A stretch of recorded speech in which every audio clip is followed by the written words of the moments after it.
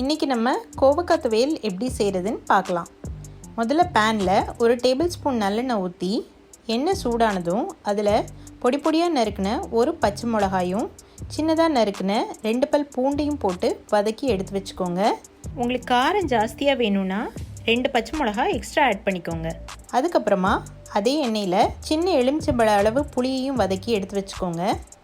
அப்புறமா 2 ஈனுக்கு புதினாவும் 2 ஈனுக்கு கொத்தமல்லியும் போட்டு வதக்கி அதையும் எடுத்து வச்சுக்கோங்க.